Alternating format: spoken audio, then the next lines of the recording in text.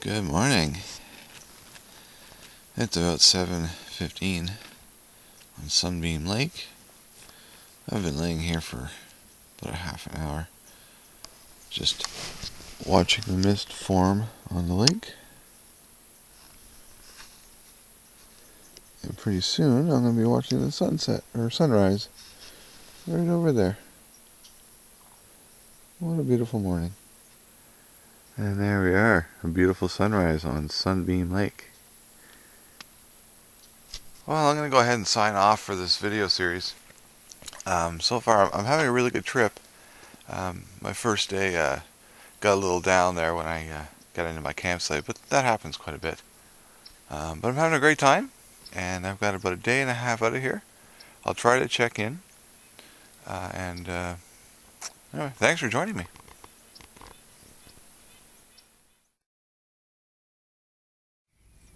So after signing off my video, I carried on north, met up with Larry at the top end of Sunbeam Lake, and then from there we carried on to Astor Pond and to Willow. I skipped the 275 meter portage to Willow, opting for some shallows, crossing a small beaver dam as well. And I made it to the end of the portage by the time Larry made his first trip across. He said there was a 9-meter rise in the middle of that portage. So I think I did alright there. So we paddled across Willow and into Canoe Pond. And the pond was gone. Now when I say it was gone, I mean it was gone. I don't mean the water was a little low. I mean gone. There was what looked like a channel, but it was mostly just mud. And so we stopped for lunch and we portaged around, and we renamed it to Canoe Pond. And then we portaged some more into Bartlett. And the wind was up, way up on Bartlett and Tom Thompson. The kayaks didn't mind one bit though. We have 8 to 12 inch waves breaking over the bows, but we carried on quite easily. Large beaver dam dropped us into Little Doe. I set course for ramming speed and shot the dam. I got hung up a little bit and a couple of scooches and we were over. Larry followed and we were off on down the Little Ox Tongue River. And it was just as windy, but we made our way to the southernmost sites. Larry and I parted company as he set up camp. I carried on.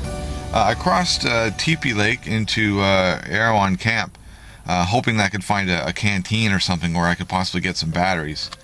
I really wanted to get some more video out, so I wouldn't have to do this.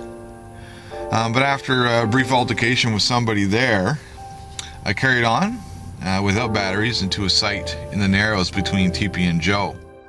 As I set up site and got some supper on the go, I just couldn't seem to settle. I got a bad feeling about the site, and it just wasn't right. And so I ate supper, I packed up, and I headed off for the access point at about 6:30. The sky was clear, and the full moon was about to rise, and the water was calm. No problem, I thought. I had read of people enjoying the night paddling, and I thought this would have been a great way to exit the park. But by the time I got to the portage into Canoe Lake, it had clouded over, made it really dark, and the wind was up and the waves were way up. And did I mention it was dark? So it is 9:52 and I am back in my car. It's night 3. I was supposed to be in the park for another night, but I got to my site around 7:30, maybe 7 o'clock, 6:30, and I set up my hammock and I started with supper, and I just got a bad vibe about the site. I didn't want to be there anymore, and I thought, paddling out of here in the dark wouldn't be too bad. Turns out it was bad. But anyway, that marks the end of the trip, and I'm on my way home.